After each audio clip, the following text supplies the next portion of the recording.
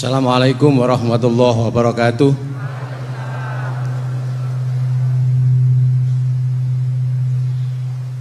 Yang saya ingin tanyakan kepada Gus Baha, saya itu sering ngaji lewat YouTube panjenengan Gus.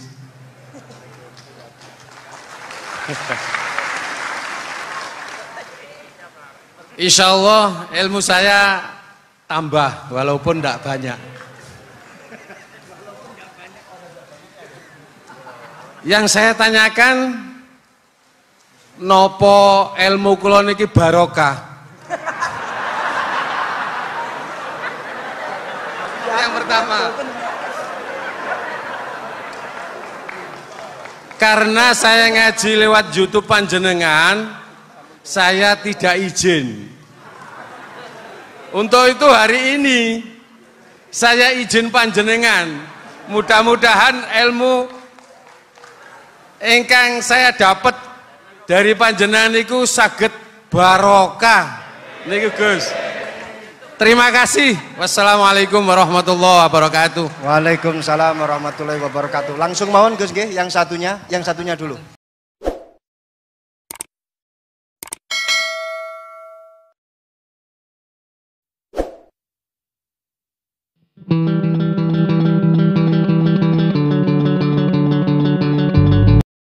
Assalamualaikum warahmatullahi wabarakatuh. Bismillahirrahmanirrahim. Allahumma sholli wa sallim ala sayyidina Muhammadin wa ala alihi washabihi asma'in nama ba'du.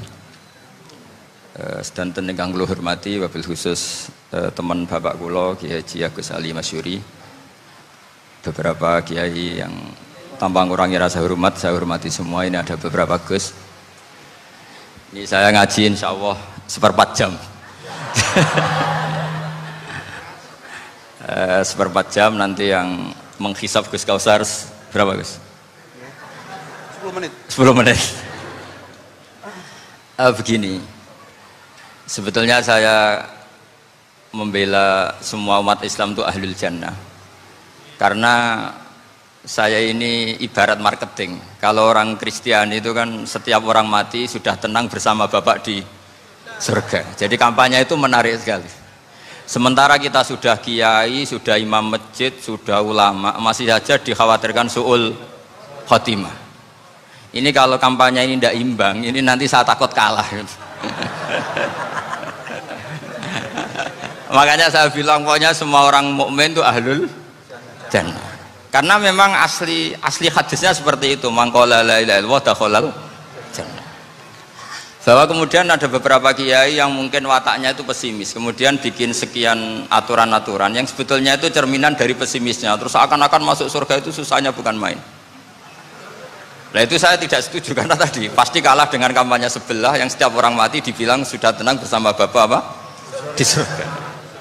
Jadi ini penting. Terus kedua saya bilang, agama ini sudah begitu baik, masa kunci surga sudah dibocorkan, miftahul jannah la ilaha illallah. Masa sudah pegang kuncinya nggak jadi masuk surga, itu kan aneh. Ya sudah masuk saja, tapi tidak usah minta bantuan saya, masuk aja, kan sudah pegang kuncinya. Terus ketiga, kenangan terburuk saya ketika jadi kiai itu gini, saya ada beberapa guru SD datang ke saya, ini agak-agak masalah besar. Gus, boleh enggak buka ujian nasional yang masih disegel? Semua guru bilang nggak boleh, itu kriminal kan. Ada satu guru yang bikin analogi agak kacau. Boleh saja. Wong ujian di kuburan saja dibocorkan para kiai nggak apa-apa. Itu.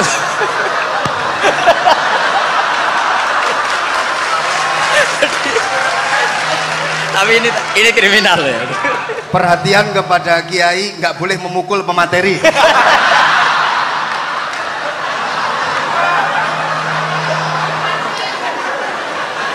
Jadi tentu itu analogi yang salah kan. Marrobuka kan, Tuhan kamu siapa, nabi kamu. Tuhan kamu siapa, nabi kamu siapa, imam kamu siapa. Ini kan sudah dibocorkan oleh para kiai. Artinya apa? Nak raiso jawab kebablasan gitu. Terus guru ini berpikir, kalau ujian akhirat sekrusial itu saja bisa dibocorkan, kenapa ujian nasional tidak boleh? Tentu ini kias yang salah, saya tidak ngajari seperti itu. Tapi saya ngajari ke kalian betapa mudahnya masuk surga. Kunci jawaban sudah dikasih, kunci pintu masuk sudah dikasih. Kok sampai tidak masuk, ini kebablasan. Paling salah gurunya. Jadi ini kenapa saya sering cerita orang mukmin semuanya itu min ahlil jannah. Itu saya jamin. Sama tidak usah takut su'ul khotimah, tidak usah takut berlebihan seperti itu. Karena setahu saya, setidaknya saya mewakili ulama zaman ini. Rata-rata guru kita ini bermadzhab Syadzili dalam berkeyakinan berpikir tentang Allah. Di antara ini yang mulai saya ngomong serius, supaya tadi kan guyonannya sudah diambil Gus Reza sama Gus Kausar. Saya tahu kenapa mereka guyon. Kalau ngomong serius takut kalah sama saya.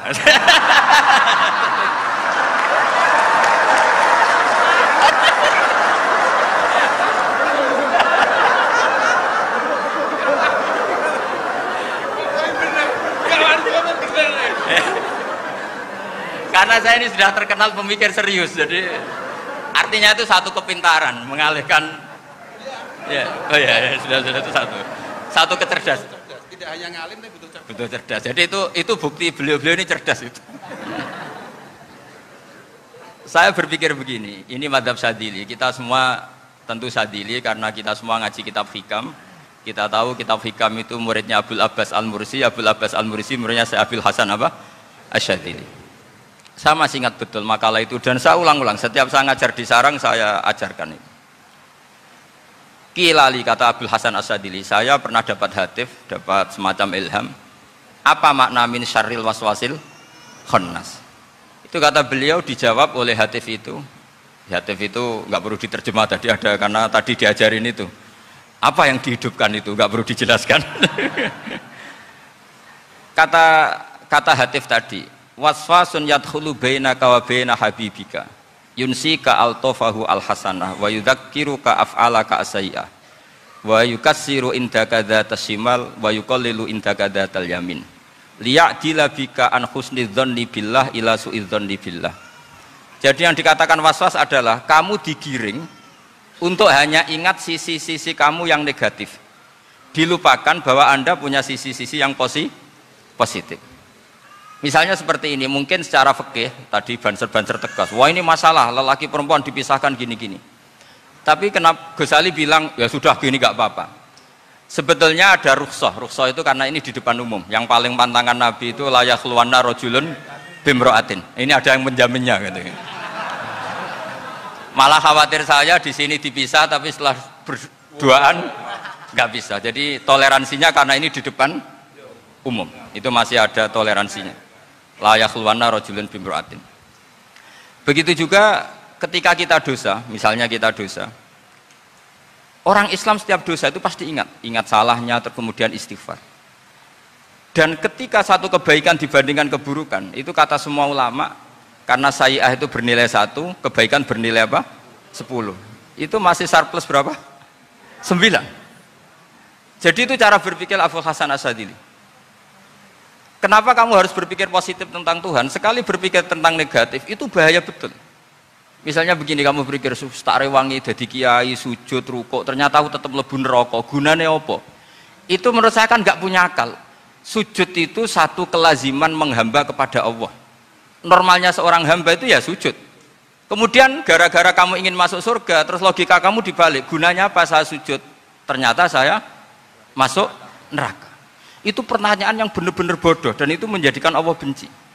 Logikanya dibalik begini. Ini saya ngomong serius karena ini bentuk kemenangan saya ini bentuk kemenangan saya. Saya berkali-kali ngomong di kota pelajar di Jogja karena banyak pengujinya juga. Bukan sekedar pendamping tapi penguji. Banyak yang profesor, bukan sekedar dokter, banyak yang profesor. Jadi biar ini dok.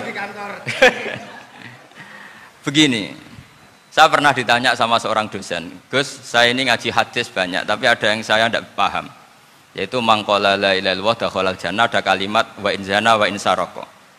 Meskipun pernah zina, pernah maling. Ini kan seakan-akan mentoleransi perzinaan dan pemalingan. Terus saya bilang, oh makna hadis itu seperti ini. Jadi kebenaran absolut, kebenaran yang mutlak itu tidak akan terganggu oleh status perilaku seseorang. Saya berkali-kali memberi contoh. Orang yang ditangkap KPK akan bilang 1 tambah 1 2. KPK-nya juga bilang 2. Rivalitas dalam politik, Pak Prabowo ya bilang 2, Pak Jokowi juga bilang 2. Orang yang zaniyah, yang lonte pun akan bilang 2. Muftinya juga bilang 2. Ketua MUI-nya juga bilang 2. Artinya gini, kebenaran yang absolut adalah kebenaran yang siapapun akan meyakini seperti itu. Seperti 1 ditambah 1, 2. Kamu punya musuh bilang 2.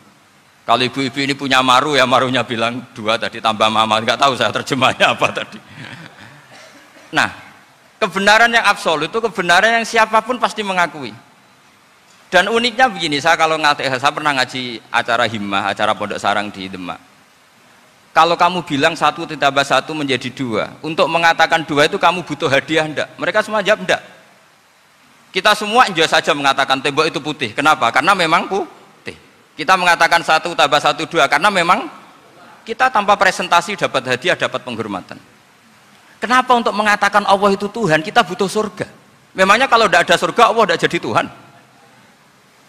Ini problem orang soleh-soleh yang terlalu pesimis. Makanya nanti orang-orang soleh itu masuk surganya berat. Tapi kalau orang alim lebih gampang kira-kira seperti itu.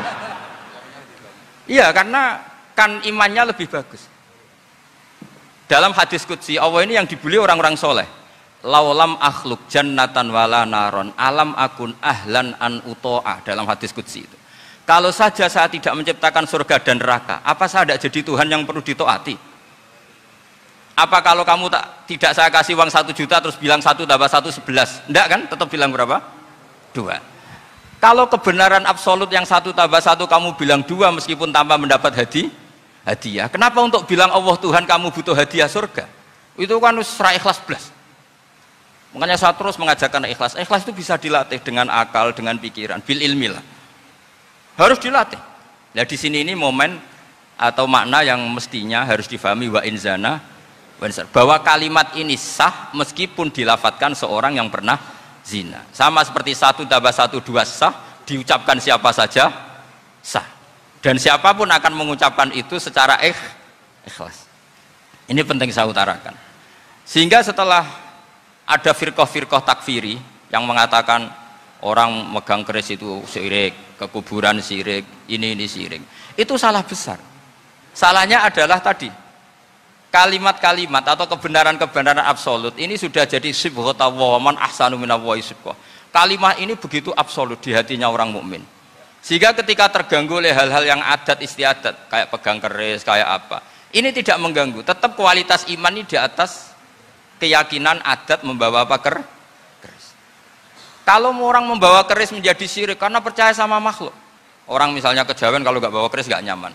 Orang kota itu kalau nggak bawa ATM juga nggak nyaman. Itu tidak dihukumi syirik.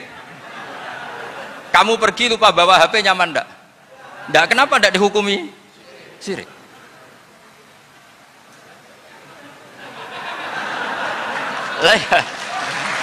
Jadi ini logika. Jadi makanya ini Gus Reza boleh ngeritik saya itu berkali-kali bilang saya termasuk ulama yang mau bikin gerakan cangkem elek. Karena nanti kalau saya nisbatkan ke Rasulullah itu tidak pantas, karena Nabi ahsanan nasi khalqaw wa khuluqa. Tapi saya siap jadi bempernya Rasulullah Shallallahu Alaihi Wasallam. Pernah ada diskusi di Jakarta, ini kisah nyata. Apa dalilnya setelah sholat salaman? Mana hadisnya? Itu dijawab hadisnya tentu kita kesulitan. Kalaupun ada hadisnya dhaif semua yang masalah musafahan. Akhirnya mau tidak mau dijawab pakai cangkem elek. Boleh nggak kamu setelah salam nyalain HP yang off? Boleh. Boleh nggak ke kamar mandi? Boleh. Oh berarti kencing boleh, nyalain HP boleh, yang nggak boleh itu ingat Allah. Karena mereka mengkritik wiridan, kritik salam. Akhirnya mikir deh, ada nggak hadisnya orang setelah sholat nyalain HP? Nggak ada kan? Tapi mereka nyalain HP nggak hambatan, tapi untuk salaman masalahkan. Ke kamar mandi boleh, tapi untuk wiridan nggak boleh. Akhirnya mereka sadar, oh iya. Lama-lama dibisiki gini yang kelompok itu, kamu itu korban aliran supaya kamu gak ingat Allah, ingatnya HP-nya. Sehingga orang wiridan kamu kritik, orang nyalain HP tidak kamu kritik. Itu kelompok itu adalah kelompok orang-orang yang supaya orang Islam itu lupa Tuhannya. Itu gerakan cangkem elek, tapi jadikan orang sadar. Jadi ini penting. Jadi Kalau kamu tidak bisa bela agama dengan jalan yang lurus karena tidak bakat gitu, nggak apa-apa pakai cangkam melek tadi, karena nggak mungkin gerakan ini dinisbatkan kepada Rasulullah Shallallahu Alaihi Wasallam. Kalau soal sanad, saya punya sekian sanad tentang itu, tapi tidak usah kamu ikuti. Ada orang tanya, ya Pak Kiai, kalau setan dibakar di neraka panasan enggak? Ya panasan. Lo kan setan dari api, ngapain harus panasan? Kan materinya sama. Terus Kak Kiai tadi gak kesulitan, dia ngambil pasir, disawur di wajahnya. Wah sakit Kiai, kamu kan dari tanah, kena tanah kok. Jadi itu ada sekian, artinya gini ya, kalau kesulitan jawab pakai baik-baik ya sudah pakai cangkem melek itu aja kan. Tapi tentu kan gerakan ini tidak mungkin dinisbatkan kepada para nabi. Tapi saya pastikan meskipun nggak bisa dinisbatkan kepada para nabi dari segi cangkem melek tadi, tapi secara semangat itu sama. Saya punya sekian contoh. Bener Gus Riza tadi gojok saya sengawur-ngawurnya itu masih punya sanad. Itu pas saya ngawur pun masih punya apa? Sanad. Nabi Ibrahim itu ketika faja'alahum juzatan illa kabirallahum itu, si berhala paling besar dikasih kapak. Ketika mereka geger, ini siapa yang berhala kecil? Kata mereka, sami'na fata yadhkuruhum yuqalu lahu Ibrahim. Ya kira-kira Ibrahim lagi. Terus setelah Ibrahim didatangkan, siapa yang melakukan ini semua? Ini jawaban Nabi Ibrahim, bal fa'alahu kabiruhum hadza. Ya tanya yang bawa pedal, saya kan tidak bawa. Terus kata orang-orang, otak kamu itu di mana? Masa berhala disuruh nanya, kan nggak bisa ngomong. Ibrahim kembalikan, uffil lakum walima ta'buduna min dunillah. Lalu otak kamu di mana? Sudah tahu tidak bisa ngomong kok disembah gitu. Itu ada kata uffin loh. Uffin itu kalau diterjemah kira-kira ya agak-agak jancuk gitu. Kira-kira ya kira-kira seperti itu. Jadi sekarang dalilnya jancuk apa Gus? Bahkan juga biasa kalau misalnya saya bilang sudah gimana? Jancuk itu dari daksu, dak tinggalkanlah suan perkara sing elek. Krono ilate wong Surabaya kakean rawon, akhirnya ngomongnya jancuk.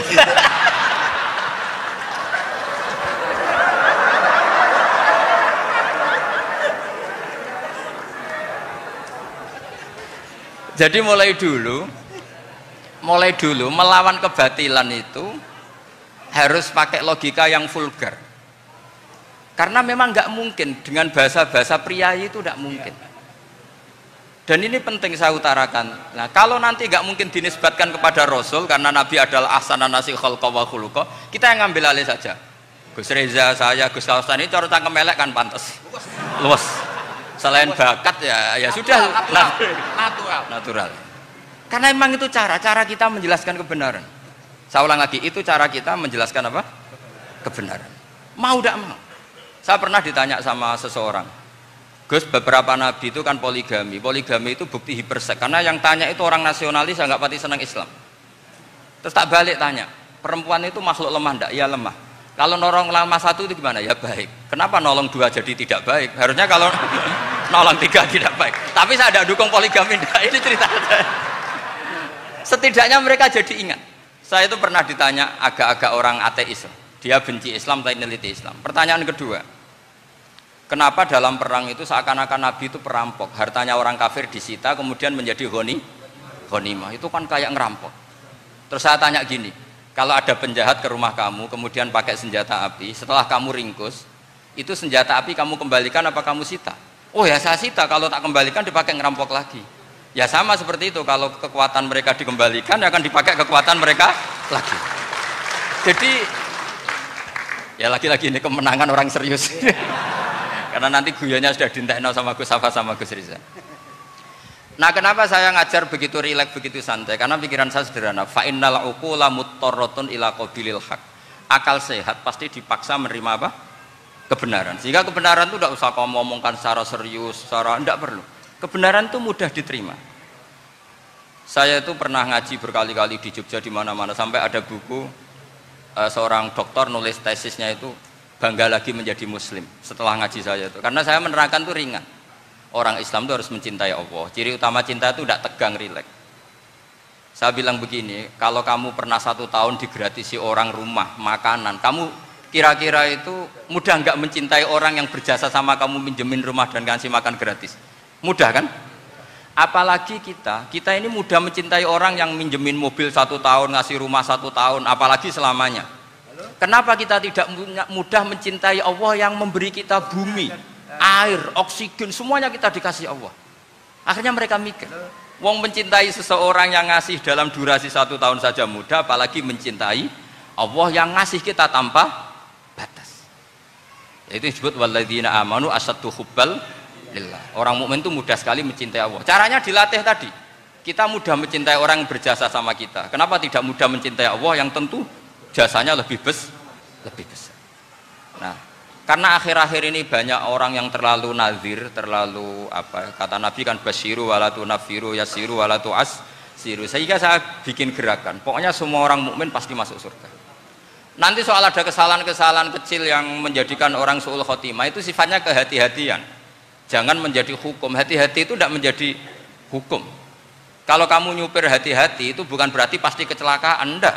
Hati-hati itu ya hati-hati saja, tidak menjadi hukum. Ini penting saya utarakan karena kubu sebelah kampanyenya sudah tadi, setiap mati mesti tenang bersama Bapak di surga. Sementara kita mau kampanye, kamu sholat tidak mesti diterima, haji tidak mesti diterima, jadi kiai tidak mesti masuk surga. Coba kalau kita kampanye gitu terus, yang mau jadi muslim itu siapa? Jadi ini sudah tak perhitungkan matang-matang, saya milih macam seperti itu. Ya ini saya pikir sudah, ini pembandingnya supaya punya waktu. Saya suka sekali. Nah ini yang sesi terakhir ya, sesi terakhir. Saya akan cerita fikih karena Nyun sewu Gus, ada iklan sebentar dari ibu-ibu, pentolan mic kurang dekat ke mulutnya Gus Baha. Sehingga suaranya tidak terdengar sampai ke belakang. Oh, gitu, pentolannya ya? Didekatkan Gus ke mulutnya. Ini kalau ngomong konotasinya itu mesti nyerempet. Sudah apa ya? Sudah ahlinya di situ. Ya malah ada di situ.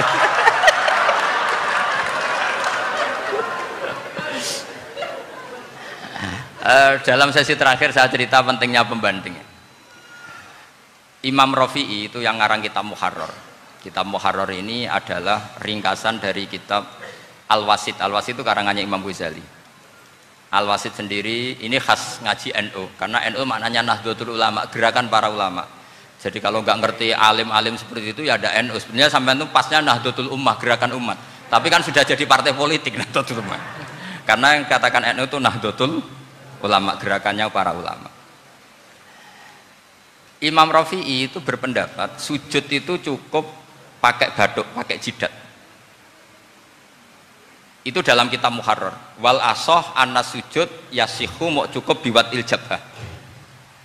Ketika Imam Nawawi mentasih kitab Muharrar namanya Minhajut Thalibin, itu mengkritik Imam Rafi'i. Kata beliau, sujud itu untuk sah harus melibatkan 7 anggota, karena berdasar hadis umirtu an asjuda ala sabati a'zumin, yaitu al jabhah wal yaden warukbaten wal qadamen, yaitu jabhah 2 tangan, 2 lutut dan 2 qadamen.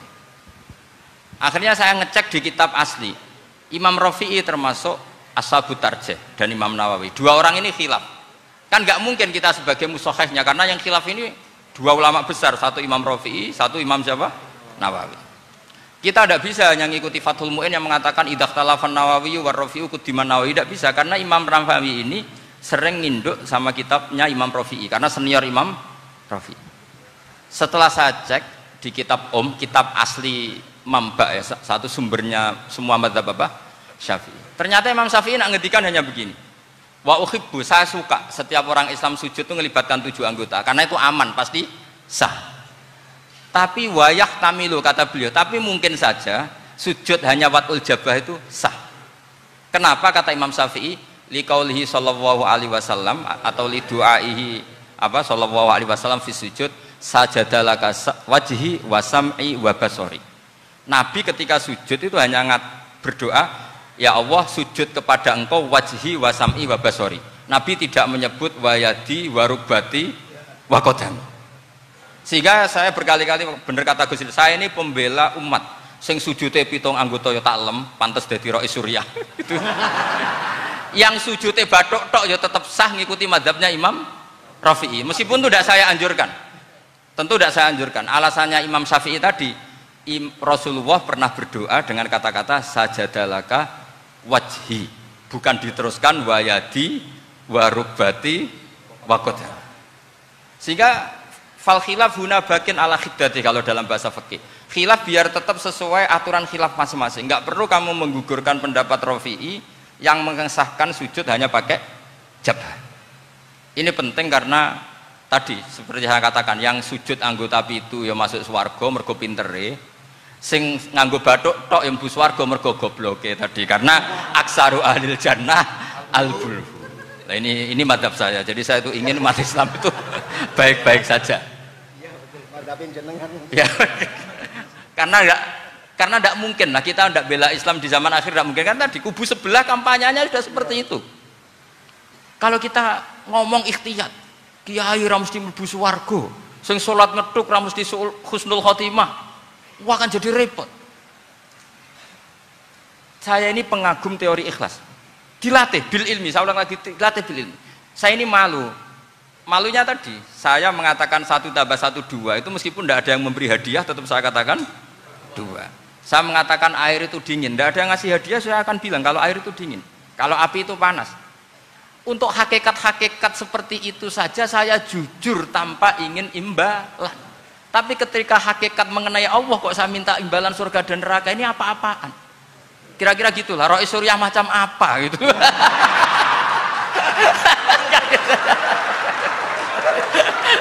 Ya saya kira demikian. Assalamualaikum warahmatullahi wabarakatuh. Waalaikumsalam warahmatullahi wabarakatuh.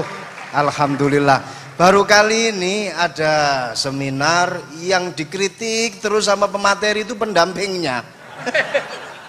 Mestinya pembandingnya. Tapi luar biasa para milenial semuanya, Masya Allah, terlihat wajah-wajah surga di majelis ini. Walaupun toh yang hadir tidak semuanya milenial, ada pos milenial juga di sini. Ada yang Gus dan juga ada yang Kiai. Kalau Gus biasanya kan masih bisa tolah-toleh, kalau Kiai harus fokus. Tapi yang paling fleksibel di PWNU Jawa Timur, yang paling enak itu adalah beliau, Kiai Haji Agus Ali Mazhuri. Enaknya pripun? Dadi Kiai ya iso, dadi Gus ya iso. Itu posisinya paling enak di antara pengurus-pengurus yang lain. Tepuk tangan untuk beliau, nggak apa-apa.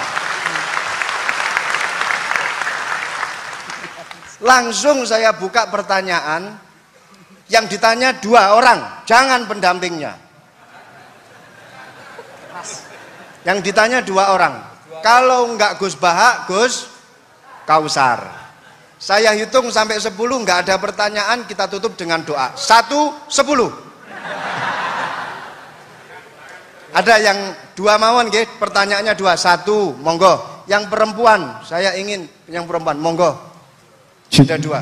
Silakan.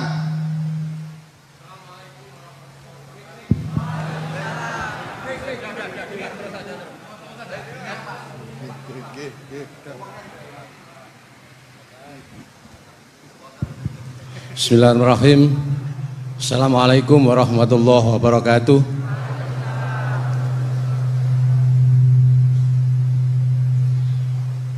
Yang saya ingin tanyakan kepada Gus Baha, saya itu sering ngaji lewat YouTube panjenengan Gus.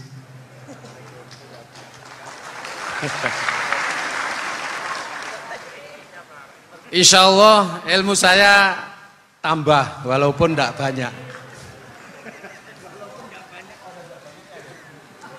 Yang saya tanyakan, nopo ilmu kula niki barokah?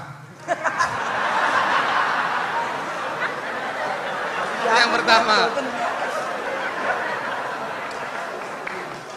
karena saya ngaji lewat YouTube panjenengan, saya tidak izin.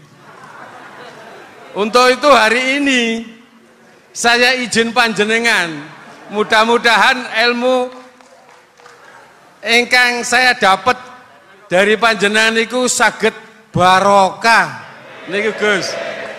Terima kasih. Wassalamualaikum warahmatullahi wabarakatuh. Waalaikumsalam warahmatullahi wabarakatuh. Langsung mohon Gus nggih, yang satunya dulu. Siapa aja? Oh gitu. Monggo Gus. Itu tetap barokah dan kebaikan itu mah nggak perlu minta izin. Kalau kebaikan minta izin jadi repot.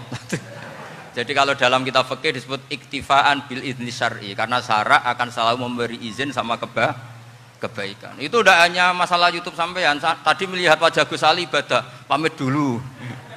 Nanti kalau ada orang alim lewat mau lihat juga pamit dulu. Lama-lama mau baca sholawat, ya Rasulullah pamit dulu mau baca sholawat. Jadi semua kebaikan itu cukup iktifaan bil idzni syar'i. Ya jelas ini ya. Ya. Oke, terima kasih. Jangan lupa pulsane tuku dhewe lek ndelok YouTube. Wifi-nya juga jangan nyolong. Harus passwordnya izin kepada yang punya wifi. Baru nanti 100% barokah. Mbak yang belakang bisa berdiri, yang mau tanya tadi. Ya, silakan. Bismillahirrahmanirrahim. Assalamualaikum warahmatullahi wabarakatuh. Mohon izin Yai Gus. Saya di sini mau tanya, selain sebagai pelajar santri, saya juga sebagai seorang mahasiswi di salah satu universitas di Surabaya. Yang saya tanyakan sebagai pemuda milenial, kita semua tahu bagaimana keadaan demokrasi negara Indonesia saat ini. Yang saya tanyakan, bentuk dari hubul waton minal iman. Hubul waton di sini, bolehkah saya sebagai seorang mahasiswi menyuarakan pendapat saya, berjuang bentuk ijtihad demi keadilan berupa demonstrasi?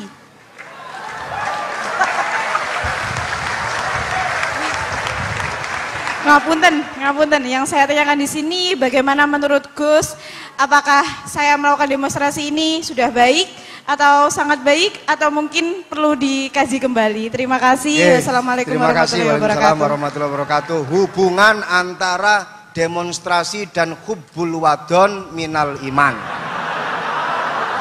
Hah? Oh ya, hubbul waton minal iman. Monggo Gus.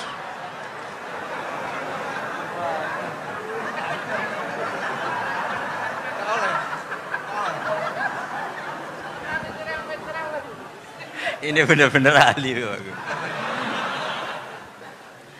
Begini kan, demonstrasi itu kan makna pokoknya itu kan apa? Memperlihatkan. Makanya demonstrasi kekuatan maknanya ya show, ya, memperlihatkan satu apa? Kekuatan. Sehingga kalau dalam Islam itu ya fleksibel, asal itu tidak merugikan orang lain, tidak anarkis, tidak mandorot bagi kelompok lain tentu boleh. Bahkan kalau tidak apa? Menyuarakan suara kita tentu dengan cara-cara yang tetap islami ya, itu malah kita disalahkan karena berarti tidak ikut bertanggung jawab terhadap proses bernegara, tapi tentu disuarakan secara konstitusional dan secara baik.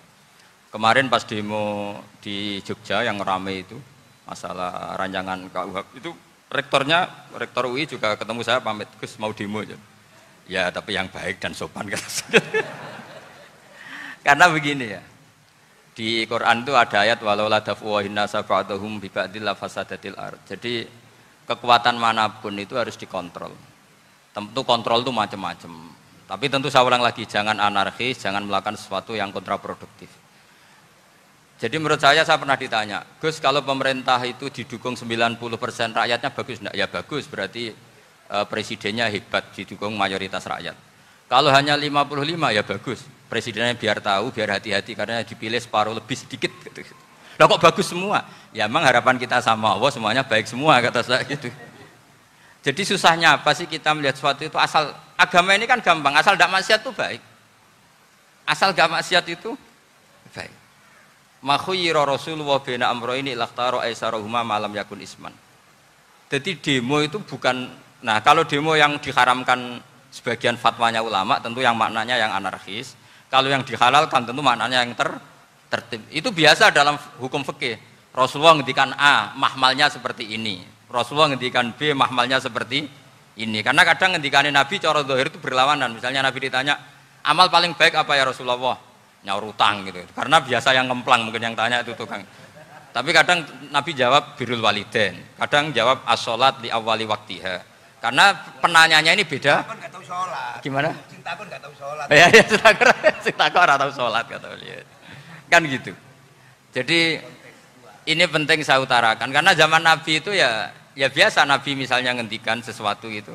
Terus ada juga sahabat yang memperlihatkan pendapatnya. Tapi tidak niat bantah. Masyhur itu dalam tarikh. Saya beri contoh yang masyhur itu. Nabi pernah sholat duhur itu 2 rakaat. Sebagian riwayat mengatakan asar, tapi yang lebih kuat itu duhur.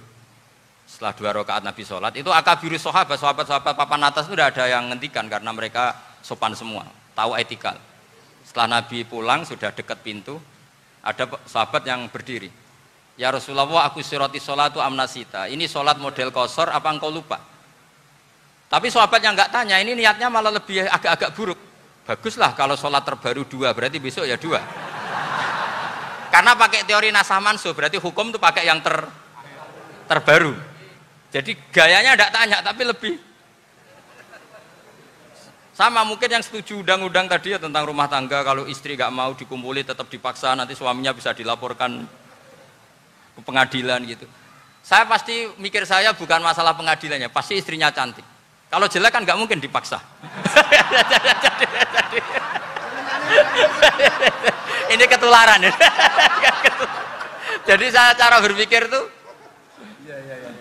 Jadi tak pikir lucunya saja, bukan pikir serius. Ketularan ya, sudah ketularan ini. Karena keburukan itu mudah nular. Akhirnya Nabi kembali lagi, enggak, kullu dzalika lam yakun, semua itu enggak terjadi. Tapi Nabi sebagai orang yang sangat, ya sebenarnya enggak boleh dibahasakan sangat demokratis, sangat bijak. Nabi kembali lagi ke mimbar terus tanya, ahakun maqalahu dzulyaten, apa betul yang dikatakan dzulyaten tadi? Kata sahabat semua, betul ya Rasulullah, tadi engkau sholat hanya 2 rakaat. Nabi kemudian takbir lagi, meneruskan 2 rakaat terus salam. Artinya kalau demonstrasi itu dengan makna mengutarakan pendapat dengan cara yang dijamin konstitusi, ya itu kan normal-normal saja, nggak ada masalah. Saya pernah derekno bapak, itu ada pertanyaan yang benar-benar mengusik saya. Ada orang miskin datang ke bapak, Pak Yai, jadi wong melarat itu ra enak. Sajane ya wis suwe dadi wong melarat ra enak. Itu pas Ramadan. Kenapa kata bapak? Bapak saya itu teman akrabnya Gus Ali, itu senengannya ya guyon, mau meninggal aja masih guyon. Bapak itu guyon terus. Kenapa aja? Sudah puasa nggak makan, buruh orang, macul itu kan berat. Mau istirahat nggak boleh karena buruh orang. Enak jadi wong sugih puasa diam di rumah gini-gini terus. Terus kata bapak saya gini, enak wong melarat. Jadi wong sugih nak puasa berat. Kok sakit ya? Esok mangan pecel, awan rawon. Enggak sore sidik sate. Jadi yang harus ditinggalkan itu banyak. Nak sampean kan biasa meninggalkan itu semua. Semenjak itu dia, oh iya, nak ngono podo-podo abot. Jadi hasutnya pada orang kaya terus nggak ada. Nah ini pentingnya ilmu. Jadi pentingnya pendamping tadi itu. Setelah diberi jelasan, oh maturun ternyata podo-podo abot gitu. Dia nggak tahu susahnya jadi orang kaya. Ya sama seperti tadi. Ya saya puasa. Kerja gini-gini bojo sitok elek terus dari yang bojone 4 cantik semua abot aku. Karena harus ninggalkan 4 yang cantik tadi yang bisa menghidupkan tadi itu. Itu kan juga demonstrasi, artinya mengutarakan apa yang, jadi itu saya pikir seperti itu. Ya ini pokoknya gitu aja ya. Assalamualaikum warahmatullahi wabarakatuh.